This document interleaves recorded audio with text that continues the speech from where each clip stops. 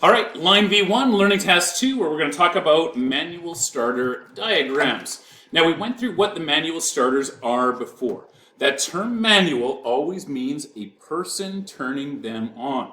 It's not going to be something done remotely or done with push buttons over a long distance or anything like that. It is always dealing with a person themselves at the motor. Diagramming these is going to be relatively easy to go and do. If we have got these, we draw them in almost as if they were a switch, but we're going to start using a different set of contact points for these. When we draw out switches, generally speaking, what we would see is we would see something that's going to go and look like that. So what we term as being the knife blade and the contact points. This is for the knife blade. These are going to be my two contact points. And we use this when we're drawing out, switches in general. Inside of here, we're going to go and change into a different thing. And this thing is going to look somewhat similar to what we saw for some of our symbols for capacitors. It's going to be what we refer to as contacts. And contacts brings in a different, or it should bring in, a different thing that you're going to mentally think about. When we're talking about contacts, we're going to be talking about these couple of beads that are going to go and press together. They're going to be a relatively soft bead. Physically inside of here, there's going to be two somewhat flattish surfaces. They're going to be made out of some specialized alloys that are going to be made up of a mixture of silver, copper, and cadmium. Generally speaking, are going to be our three main components that are going to be part of these ones. Low amounts of silver, but silver is good because it resists tarnish. So does copper. It also resists tarnish. Cadmium also. It does. They are going to be somewhat soft. All three of these are fairly soft metals, which means that they're going to be malleable when we go and hammer them together. The contact points themselves are going to go and get hammered together. It's not a regular switch that we have inside of here. What we have is we've got a set of contact points that are going to get driven together really suddenly. It's going to be spring loading that we will have, and then just boom, they're going to go and connect in together, and then they're going to pull out really suddenly as well. When they hammer in together, the soft surface is going to go and mold to each other a little tiny bit. When they pull out from each other, they're going to go and be a really fast, bam, that they're going to go and pull apart. Once again, spring loaded inside of there. And when they do so, the types of materials that they have are going to be fairly resistant to arcing and to the buildup of carbon and to the pitting that is going to go and happen on surface there. We do want them to go and be somewhat soft because of that pitting, because there will always be a little bit of arc damage that happens when they do separate. We have to interrupt that arc. Because of that, we have got that soft, cadmium particular inside of there that's going to be part of it. So we have that drawn in place of a switch. You'll note that there's once again going to be a dotted line around the whole thing. That dotted line infers that this thing is all going to be inside of one box. What we looked at inside of the previous one, where we had all of those manual switches, they have got the overload component as well as the actual component that's going to go and make contact. Take a look at what they show inside of here. Here is my OLR. Sometimes you will hear that acronym. It stands for overload relay. And it is a relay. Inside of here, there's just going to be a mechanical connection that is going to go, and if this thing senses too much heat, it is going to activate that contact, kick that thing back open. This is the way we would draw this thing for a single pole switch. What we would want to do is we would want to place this thing into the ungrounded line. We're not showing a ground here that we're trying to ground the motor down. We're just showing that this one must be the neutral line. This one must be my line 1 that I'm going to go and have.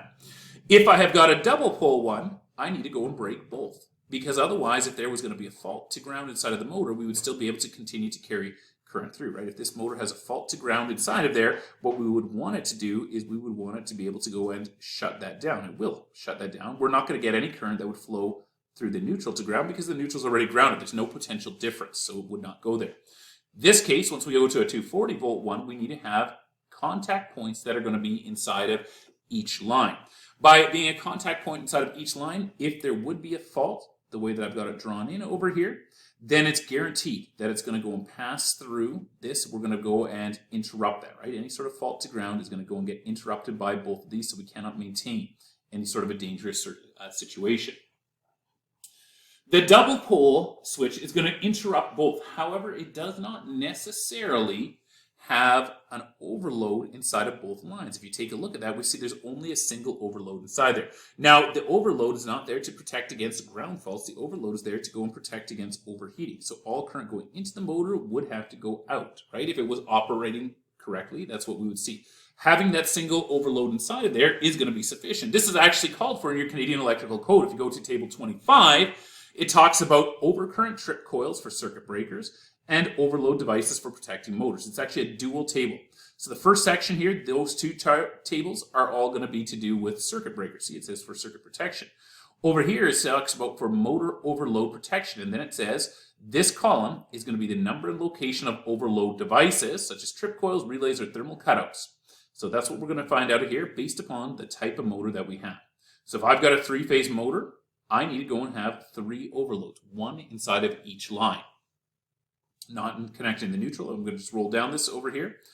Two-phase AC, we don't have that out here. There's a few places on the East Coast where they still have some of this two-phase AC. It was kind of an experimental system and stuck around in a few smaller communities out there. So just ignore that two-phase. We've got single-phase AC is what we're dealing with. It's either going to be single-phase or three-phase here in British Columbia. Never two-phase. So single-phase AC, which is what we're looking at, 12240, we need only 1 overload, and it can be any conductor except the neutral or the grounded conductor. Going back to what we have inside of here, we see that we satisfy that. We have got 1 overload, and it is not inside of the neutral. Over here, we've got 1 overload, and it is not inside of any sort of a neutral. So the number of overload components that we need to have is going to be less. Figure 3 over here shows us a 3-pole switch. 3-pole switches are very common. Most of our motor switches are going to have 3 poles because we honestly have more 3-phase motors than we do single-phase motors. That being said, we can use them on a single-phase motor. We're just going to go and abandon a pole, right? We see that this one over here, what we refer to as a motor pole, is going to go and be abandoned inside of that switch over there. The motor itself is going to go and get connected to 2 of the lines. Now, what they're showing inside of here is for a 3-pole switch with my overloads inside of there, that we should have 3 overloads. That's what we just looked at inside of the Canadian Electrical Code, that there should be 3 inside of it. However, you got to remember that these things are bolted in, and they're going to go and come from the manufacturer. They're going to go and usually come with pre-made jumpers inside of these. Not all of them, but a lot of them do. Which means that we select how many overload components we're going to go and place inside of there. In some cases, you will find 3-phase ones where somebody has gone and put an overload inside 2 of them, and then this one, might be a solid conductor over here or something like that. There is what is referred to as best practice inside of industry compared with minimum standards.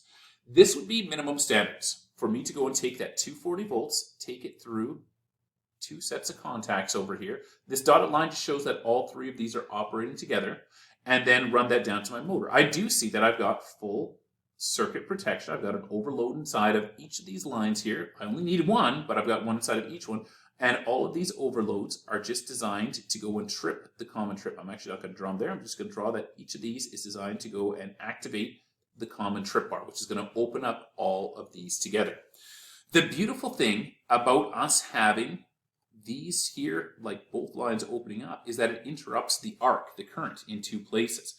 If we want to have industry best practice, and you will see this all the time when you're talking with your bosses, whoever is going to be training you on site, when you're doing one of these, what you will commonly see is that this connection over there is not going to be made. Instead, you're going to go and see that they're going to go from one of these up to the next one, and then from there back down to the motor. Take a look at what we have done now. We have added in a 3rd point to interrupt that motor current, which means that we are going to go and have better interruption, and we're going to have longer contact life.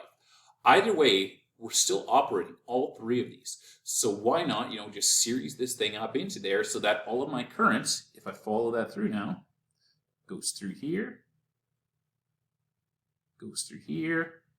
and goes through there. We're going to be interrupting any motor current in 3 places, which is just going to lead to longer life inside of here. We also have got 3 overloads in line with it that are going to, although they provide a very small voltage drop, that provides us with 3 separate places for us to go and pick up. If one of these is faulty, we're at least guaranteed we're going to pick it up on the other one. So expect this inside of industry, that they're going to look like this when we are connecting them in. Now, how does this look inside of real life? Well, inside of real life, it's going to look very similar to this. This would be, what components are generally going to go and look like. These components that we have over here, we see up top here a simplified version of what we would refer to as a Schneider manual starter. It's made by the manufacturer Schneider. We see that we've got L1, L2, L3. We're going to have 3 terminals across the bottom that are going to be T1, T2, T3. It's a 3-phase component. Generally speaking, you buy the 3-phase components because they're more readily available. If I were to be connecting up a motor, what I'm going to do is I'm going to go and take my line in onto one of these, and then I'm going to go and take that thing back out to my motor. You're going to learn about these motor connections later on. I'm just going to go and connect this thing for my higher value of voltage right now, and don't worry about this connection that I'm doing over here, but this is what you will learn inside of third year. We're going to go and come into another line over here, line 2. I'm going to bring line 1 into line 1. I'm going to bring line 2 into line 2, and then I'm going to go and take a jumper, and I'm just going to run it around up to the top, like that. Connect it onto my line 3. And then I'm going to go and take my line 3, and I am going to go and connect that over to my actual motor connection that I'm going to go and have over there. And then I'm just going to go and make my last connection that I have inside of that motor over there. Once again, don't stress on these connections over here. It's just a proper single-phase motor connection that I made over here. But that's what it's going to look like inside of the field. They don't show us all those individual little components, drawn out in the same manner. What we see inside of here, is not going to be seen. It's just understood that we, understand there's going to be the switching and the overloads inside of there. Looking at this one over here, my operator, this is going to be my switch handle that I would use to go and turn this manual motor starter on and off. Sometimes the casing that goes over top of it is going to go and have a little set of bars that will grab this so you can, stick it into a weatherproof thing. There will be a little thing on here as well that's going to allow us in most cases to adjust the overloads. Most overloads these days are electronic overloads. And this one, we can turn it on to run that motor. If it trips, it's going to move to that center position right over there, and we can turn it off as well. That's more pictorial to what we would actually see inside of our fields.